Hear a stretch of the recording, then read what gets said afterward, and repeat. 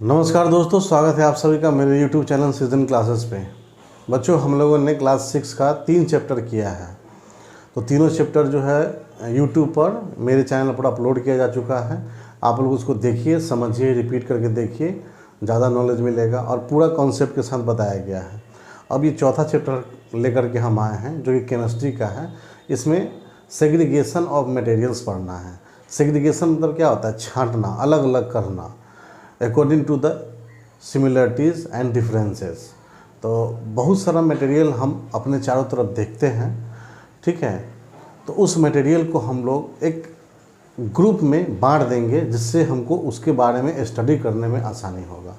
तो वही ग्रुपिंग पढ़ेंगे, यानी हमारे आसपास वाले जितने मटेरियल उसको किस आधार पे कैसे बांटा गया, उसका स्टडी कैसे करते हैं और प्रॉपर्टीज़ क्या होता है मटेरियल का। हर मटेरियल का कुछ ना कुछ प्रॉपर्टी होता है, उस प्रॉपर्टी के बारे में भी हम लोग पढ़ेंगे, ठीक है।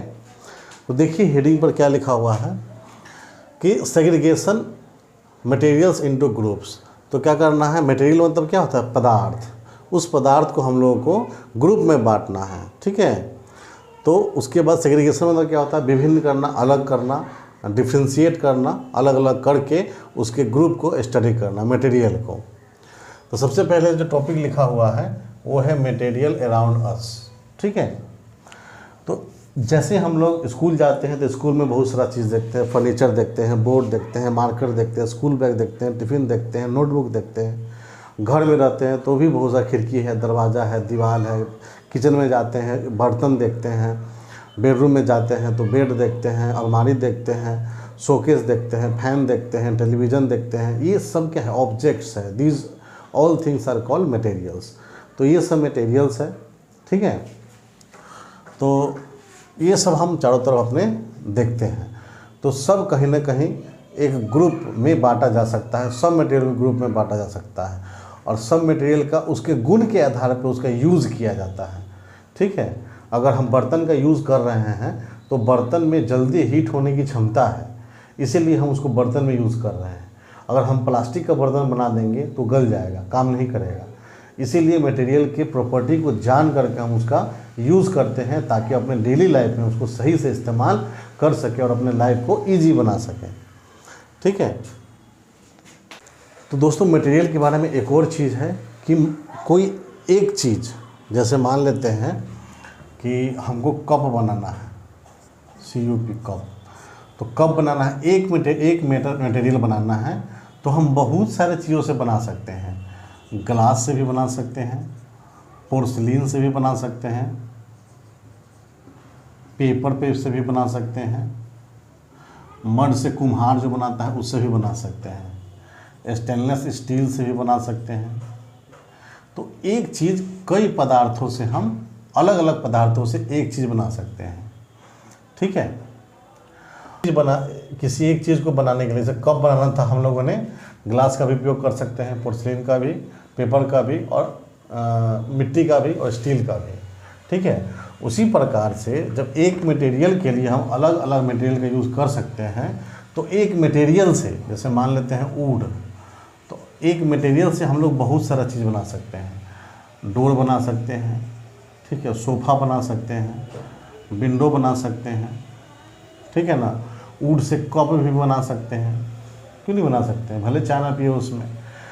तो क्या है कहने का मतलब है कि we can construct one material from different type of materials and we also call that with the help of one material we can make different type of objects and materials, ठीक है। यानी कि एक चीज़ बनाने के लिए कई पदार्थों का उपयोग कर सकते हैं और एक पदार्थ से कई सारा चीज़ बना सकते हैं, ऑब्जेक्ट बना सकते हैं।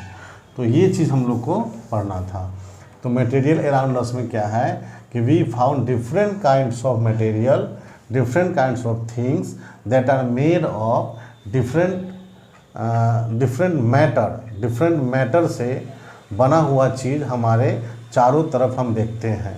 इसी स्टडी हॉल में देखेंगे बोर्ड अलग मटेरियल से बना हुआ है, दीवार अलग मटेरियल से बना हुआ है, बल्ब ऊपर जल रहा है अलग मटेरियल से बना हुआ है, कैमरा अलग मटेरियल से बना हुआ है, पंखा अलग मटेरियल से मैटर से बना हुआ है, तो मटेरियल और मैटर, ठीक है। इसमें बहुत सारी चीज़ें हैं, पर्दा है, क्लॉथ है, कर्टेन है, फ्लोर है, तो अलग अलग किससे बना हुआ है, मैटर से बना हुआ है। तो मटेरियल किससे बनता है, मैटर से, ठीक है। तो object material is the same thing, और दोनों चीज़ जो बना है वो किससे बना है, तो मैटर से बना है। अरे हम मैटर, सबस्टेंस, देखिए 3 चीज़, substance SUBSTANC, substance, material and objects, all 3 things are similar. ये तीनों चीज़ सेम है, और तीनों को हम मैटर भी कह सकते हैं, ठीक है ना, मैटर से कह सकते हैं। अलग अलग ऑब्जेक्ट है, मटेरियल है, सबस्टेंस है, और तीनों का जो हिंदी होता है वो होता है पदार्थ, ठीक है। तो हम लोग ने देखा कि अपने चारों तरफ जो भी चीज़ पाया जाता है वो किससे बना हुआ है, मैटर से, ठीक है। तो मैटर क्या होता है भाई, what is matter? Matter is an object और substance that occupies space and has volume, ठीक है। वैसा चीज़, वैसा पदार्थ जो क्या करता हो, जगह छेकता हो, स्थान घेरता हो, जिसमें वेट हो, भार हो, वैसे मटेरियल को हम लोग क्या बोलते हैं, मैटर बोलते हैं। तो जो भी धरती पर पाया जाता है, आकाश में जो भी है, वो सब क्या है, मैटर ही है, ठीक है। We call them matter. Matter क्या करेगा, ऑक्यूपाइज स्पेस, जगह छेकता है, उसके पास वॉल्यूम होता है, उसके पास वेट होता है, उसके पास मास होता है, उसके पास डेंसिटी होता है, ठीक है। ये सब जो होता है वो मैटर के पास होता है, ठीक है। अब एक साइंटिस्ट थे, ठीक है, जिनका नाम था जॉन डाल्टन। तो उन्होंने देखा कि भाई एक सिल्वर मान लेते हैं कोई मैटर है, या फिर कोई गोल्ड मान लिए, आयरन मान लिए। तो उन्होंने देखा क्या कि आयरन को तोड़ने के बाद उसके बिल्कुल स्मॉलर पार्ट करते चले गए, उसका छोटा छोटा पार्ट करते चले गए, और जो सबसे अंतिम में जो छोटा पार्ट बचा उसमें भी क्या पाया जाता था, आयरन पाया गया, चाहे सिल्वर पाया गया।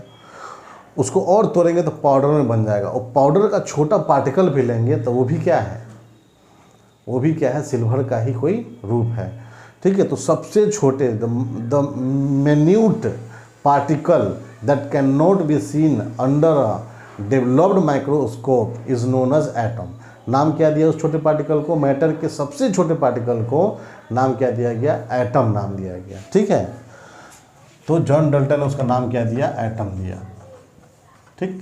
तो जो भी दुनिया में जो भी पदार्थ बना हुआ है वो बहुत सारे मिलियंस ऑफ एटम से मिलने के बाद बना हुआ है, ठीक है। और एक ही प्रकार के एटम से जो सबस्टेंस बनता है उसको क्या बोलते हैं, एलिमेंट्स बोलते हैं, ठीक है। और एक ही प्रकार के एलिमेंट से एक ही प्रकार के एटम से बनेगा तो एलिमेंट बनेगा, और कई तरह के एलिमेंट को मिला देंगे, ठीक है, तो क्या बनेगा, कंपाउंड बनेगा, ठीक है ना। अब देखिए साल्ट एक कंपाउंड है, तो साल्ट में क्या क्या मिला हुआ है, साल्ट में सोडियम मिला हुआ है, ठीक है ना, हाइड्रोजन मिला हुआ है, क्लोरीन मिला हुआ है, शुगर में क्या मिला हुआ है, कार्बन मिला हुआ है, एलिमेंट कार्बन मिला हुआ है, हाइड्रोजन मिला हुआ है, और ऑक्सीजन मिला हुआ है। 3 एलिमेंट मिल करके एक कंपाउंड बना रहा है, ठीक है। बेकिंग सोडा में भी उसी तरह से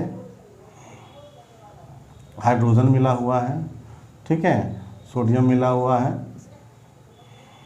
क्लोरीन मिला हुआ है, ठीक। अरे सिंपल सा है, H2O, उसमें क्या मिला हुआ है, हाइड्रोजन मिला हुआ है और ऑक्सीजन मिला हुआ है, कंपाउंड बन गया। जब 2 या 2 से अधिक एलिमेंट को मिलाते हैं तो कंपाउंड बनता है, ठीक है।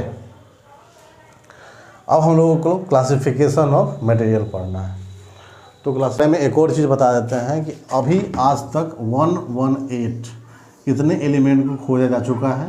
इनमें से 92 नेचुरली प्राप्त होता है, और बाकी जो है 26 वो फैक्ट्री में, मतलब लैब में, साइंटिफिक लैब में बनाया गया है। ठीक है।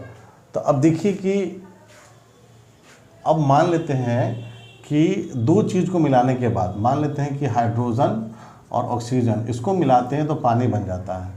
एक एलिमेंट दो एलिमेंट को मिला करके, तो ऐसे करके 118 एलिमेंट को आपस में मिलाएंगे तो अरबों प्रकार का मतलब एलिमेंट बन जाएगा, मटेरियल बन जाएगा। ठीक है। अब देखिए सल्फर जो देखिए सल्फर और क्लोरीन, ये दोनों अलग अलग जब है तो ये क्या है, हार्मफुल गैस है। लेकिन दोनों को मिला करके बना दिया जाए तो क्या बनता है, NaCl बनता है, जो क्या है, कंपाउंड है जिससे नमक बनता है। ठीक है। जब दो एलिमेंट को मिला दिए तो नमक बना। ऐसे 118 को अगर आपस में मिलाएंगे और एलिमेंट बनाना चाहेंगे चाहे कंपाउंड, तो कितना सारा कंपाउंड बनेगा। ठीक है। तो अभी तक 118 प्रकार का एलिमेंट खोजा जा चुका है, जिसमें से 92 जो एलिमेंट है वो नेचुरली प्राप्त होता है, उसमें से 26 जो है वो लैब में बनाया जाता है। और इन्हीं एलिमेंट्स को मिला करके बहुत सारा केमिकल कंपाउंड बनाया जाता है। दवाइयों में प्रयोग होता है, फर्टिलाइज़र में प्रयोग होता है। ठीक है। उसके बाद बहुत सारा आयुर्वेदिक दवाई बनता है, सरफ है, साबुन है, तो बहुत तरह का एलिमेंट बनता है केमिकल से। हमको लगता है कि हम जितना यूज़, पाउडर हो गया, क्रीम हो गया, मतलब सुबह से लेकर शाम तक जो हम केमिकल के रूप में जो यूज़ करते हैं वो सब किसी न किसी एलिमेंट से बना हुआ है। ठीक है। अब है क्लासिफिकेशन ऑफ मटेरियल। तो हम लोग मटेरियल को फिर बांटेंगे कैसे, क्लासीफाई कैसे करेंगे। तो the process of segregation according to the differences and similarities of the material is known as classification. ठीक है। अब दवाई की दुकान में जाते होंगे तो दवाई बहुत सारा रखा हुआ रहता है, लेकिन आप जिस दवाई का नाम लेते हैं तुरंत दुकानदार उस दवाई निकाल के दे देता है। क्यों? क्योंकि उसने सेग्रीगेट किए हुए हैं, उसने क्लासिफिकेशन किए हुए हैं। ए नाम का सारा दवाई एक जगह, बी नाम का सारा दवाई एक जगह, सी नाम का सारा दवाई एक जगह। जैसे आप नाम बोलिएगा फट से उस काउंटर से जाके, मतलब कवर से जाके निकाल के आपको दे देगा। आप किराना की दुकान में जाइए, साबुन एक जगह, सरफ एक जगह, बिस्किट एक जगह, सब चीज़ अलग अलग बटा हुआ है। हमारा भी घर में भी किचन का सामान किचन में, बेडरूम का सामान बेडरूम में, हॉल का सामान हॉल में। तो कहने का मतलब है कि सेग्रीगेशन इज़ वेरी इंपॉर्टेंट। हौच पौच ना हो जाए, टॉपसी टॉर्वी ना हो जाए अपना लाइफ, इसीलिए क्लासिफिकेशन बहुत ज़रूरी है। ठीक है। तो क्लासिफिकेशन ऑफ मटेरियल क्या समझ लिए हम लोग, segregation of material according to their function, मतलब मटेरियल को बांटा भी गया है तो उसके फंक्शन के आधार पे, उसकी यूज़ के आधार पे उसको छांटा जाता है। ठीक है। अब है प्रॉपर्टीज़ ऑफ मटेरियल। अब हर एक मटेरियल का अरबों खरबों मटेरियल है, और सब का प्रॉपर्टी पढ़ने लगेंगे तो हमको लगता है कि 10 जीवन ख़त्म हो जाएगा तो ये नहीं पढ़ पाएंगे। इसीलिए हम लोगों ने क्या किया, क्लासीफाई कर दिया उसकी प्रॉपर्टी के आधार पे, लस्टर के आधार पे, अपीयरेंस के आधार पे, हार्डनेस के आधार पे, सॉफ्टनेस के आधार पे, सोलबिलिटी के आधार पे, कंडक्टिविटी के आधार पे उसको बांट दिया, तब जाके पढ़ने में आसानी हुई। ठीक है। वैसे ही 9th क्लास में आप जाइएगा तो एनिमल किंगडम एक चैप्टर है जिसमें पूरी दुनिया के जानवरों को पढ़ने के लिए उसको क्लासीफाई किया गया है, तो उसी में हमको पढ़ना है। सेम उसी प्रकार से हम लोग क्लासिफिकेशन करेंगे according to the properties and qualities of the element. ठीक है। तो प्रॉपर्टीज़ ऑफ एलिमेंट मटेरियल में सबसे पहले आता है अपीयरेंस। ठीक है। यानी कि वो कैसा दिखता है। ठीक है ना। अपीयरेंस मतलब क्या होता है, कैसा दिखता है। तो अपीयरेंस में दो चीज़ आता है, एक लस्टर, एक शाइनिंग, एक ब्लंट। मान लेते हैं पेपर है वो भी चमकता है, स्टेनलेस स्टील है वो भी चमकता है। ठीक है। आपका वाइट कोई बोर्ड है, ये वाला बोर्ड है वो भी चमकता है, कोई वाइट बेडशीट है तो वो भी चमकता है, चम्मच है वो भी चमकता है, लाइट है वो भी चमकता है। तो चमक के आधार पे, साइन के आधार पे मटेरियल को बांटा जा सकता है। ठीक है। तो क्या होता है, किसी भी वस्तु का दिखाव कैसे दिखता है, वो या तो वो साइनी दिखेगा या तो वो डल दिखेगा। ठीक है।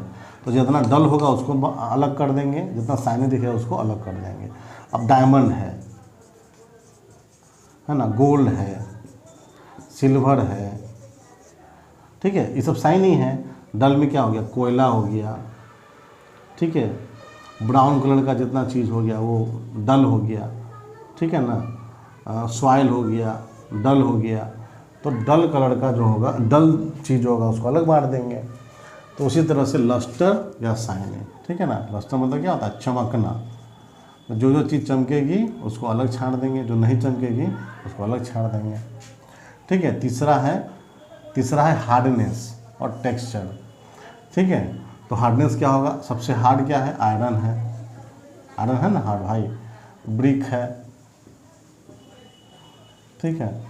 तो हार्डनेस के आधार पे तो बहुत सारा मटेरियल है जो कि हार्ड होता है, ठीक है। मटेरियल या तो हार्ड होगा या तो सॉफ्ट होगा, ठीक, या तो हार्ड होगा या तो सॉफ्ट होगा। तो आयरन जो है हार्ड होता है, और टेक्सचर जो होता है उसका भी बहुत महीन होता है। टेक्सचर मतलब क्या होता है कि उसका जो टेक्सचर मतलब उसका जो बनावट है वो कितना महीन है, ठीक है। दो मॉलिक्यूल के बीच में स्पेस कितना कम है उसको टेक्सचर बोलते हैं। दुनिया का सबसे जो हार्डेस्ट थिंग है, एलिमेंट है, उसका नाम है डायमंड, ठीक है। डायमंड से हार्ड कुछ भी नहीं है। और डायमंड का प्रयोग किया जाता है ग्लास काटने में किया जाता है, ठीक है, और ड्रिलिंग में किया जाता है। तो डायमंड सबसे हार्ड मतलब क्या है, एलिमेंट है, मटेरियल है, मैटर है, ठीक है।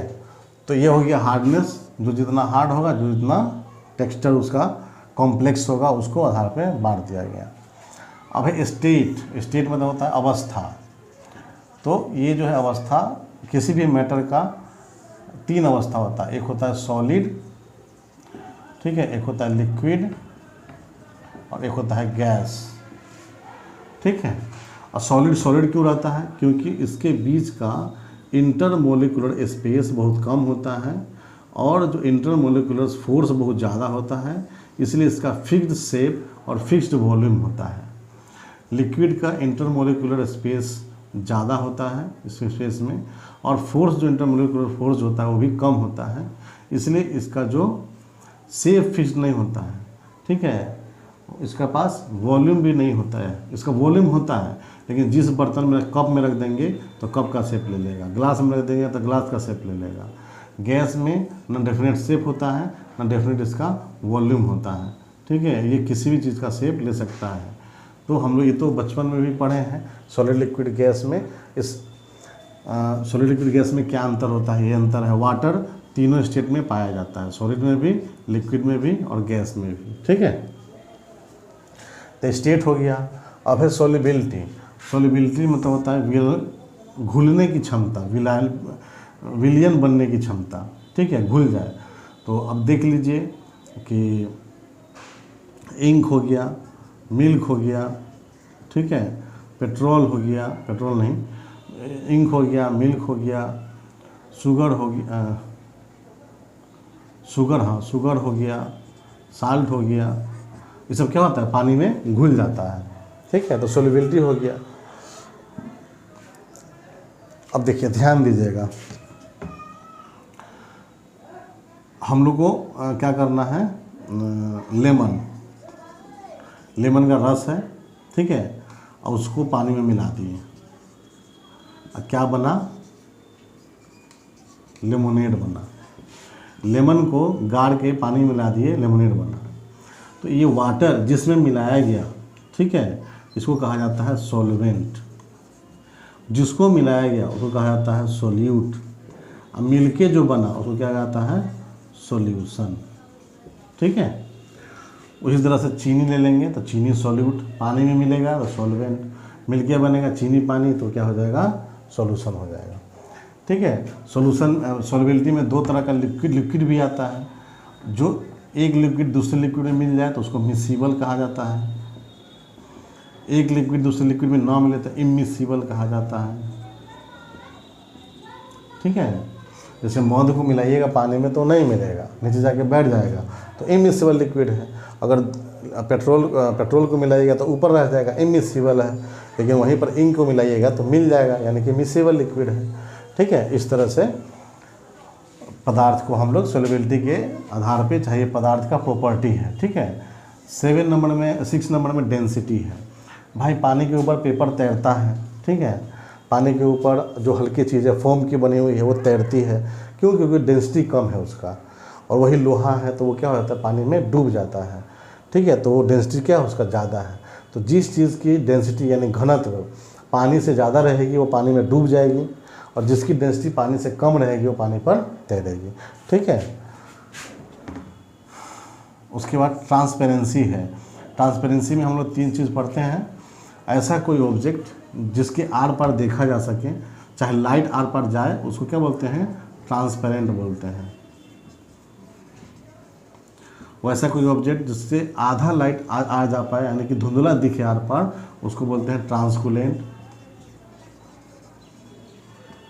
और जिसके आर पार बिल्कुल ना देखा जाए, लकड़ी चाहे दीवार, उसको ओपिक,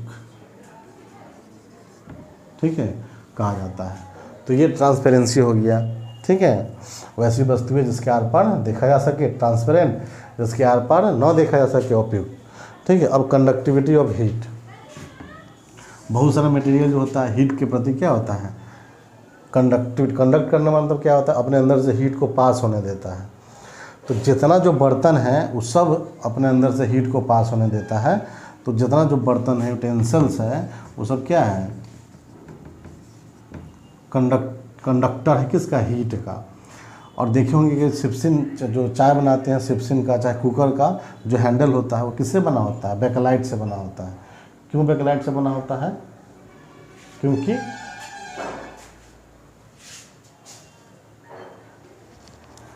कुकर का या सिप्सिन का हैंडल जो बेकेलाइट से बना होता है, क्योंकि वो बैड कंडक्टर होता है हीट का, इसीलिए।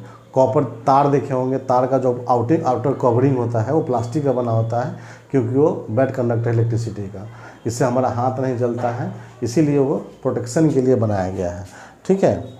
अगर सिर्फ छोलनी है तो छोलनी को कढ़ाई में छोड़ दीजिएगा तो छोलनी का जो अंतिम भाग है वो भी गर्म हो जाएगा, क्योंकि वो कंडक्टर है, हीट को कंडक्ट कर देगा लास्ट छोर तक। ठीक है। तो उसी को हम लोग कंडक्टिविटी ऑफ हीट बोलते हैं।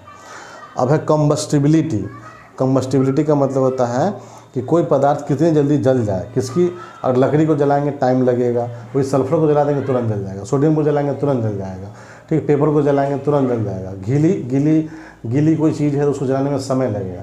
तो जिसका इग्निशन टेम्परेचर बहुत कम होगा वो तुरंत आग लग जाएगा, उसको कम्बस्टिबिलिटी बोला जाता है। तो सबसे ज़्यादा कम्बस्टिबिलिटी किस गैस का होता है, हाइड्रोजन सबसे ज़्यादा जलता है। उसके बाद आता है एलपीजी, जो हम लोग घर में गैस सिलेंडर का उपयोग करते हैं, वो एलपीजी कम्बस्टेबल मटेरियल है। ठीक है। तो इसमें लिख देते हैं एलपीजी, हाइड्रोजन। ठीक है ना। अब है मैग्नेटिज्म। मैग्नेटिज्म का मतलब है कि मैग्नेट की तरह मैग्नेट अगर लाते हैं तो क्या चिपकता है, आयरन चिपकता है, कॉपर चिपकता है। ठीक है। तो मैग्नेटिज्म का मतलब है कि चुंबकत्व, ठीक है, चुंबक की तरह काम करता है। तो आप लोगों ने पढ़ा होगा कि इलेक्ट्रिक मैग्नेट होता है, ELECTRIC, इलेक्ट्रिक मैग्नेट, जो क्या करता है, बहुत सारे कचरा में से लोहा का सामान चुनने में मदद करता है। ठीक है। और डॉक्टर लोग भी क्या करते हैं, रोगी के आँख में से, जो लोग आयरन फैक्ट्री में लोहा बनाने वाले काम करते हैं तो आँख में आयरन का छोटा छोटा टुकड़ा पड़ जाता है, तो वो लोग क्या करते हैं, मैग्नेट से आँख के अंदर से जो आयरन का फीलिंग्स होता है टुकड़ा, वो निकालते हैं। ठीक है। तो मैग्नेटिज्म भी एक प्रकार का प्रॉपर्टी है मटेरियल का। अब है इलेक्ट्रिकल कंडक्टिविटी, मतलब कि जिसके अंदर से इलेक्ट्रिसिटी जा सके। तो पानी भी अच्छा कंडक्टर इलेक्ट्रिसिटी का। ठीक है ना। उसके बाद जितना कॉपर है, स्टील है, उसके बाद सबसे ज़्यादा जो है अच्छे से कंडक्टिविटी कौन करता है, सिल्वर। तो सिल्वर जो है बिजली का सबसे बड़ा कंडक्टर है। ठीक है। कॉपर का वायर हम लोग देखते हैं, एल्युमिनियम का वायर देखते हैं, घर में लगल रहता है। उसके बाद लोहा का भी तार खींच सकते हैं, लेकिन वो रेजिस्टेंस उसमें बहुत ज़्यादा पाया जाता है, इसलिए उसका यूज़ नहीं करते हैं, बिजली बहुत खाता है। ठीक है। तो 2 तरह का होगा, एक तो गुड कंडक्टर होगा या तो बैड कंडक्टर होगा। गुड कंडक्टर होगा इलेक्ट्रिसिटी का, तो उसका हम यूज़ कर लेंगे। ठीक है। और जो बैड कंडक्टर होगा इलेक्ट्रिसिटी का, जैसे कि प्लास्टिक है, जैसे कि वुड है, पेपर है, क्लॉथ है। ठीक है। ये सब बैड कंडक्टर इलेक्ट्रिसिटी का। ठीक है। बेकेलाइट है। और गुड कंडक्टर कौन सा हो जाएगा, कॉपर है, आयरन है, एल्युमिनियम है। ठीक है। ये सब गुड कंडक्टर है।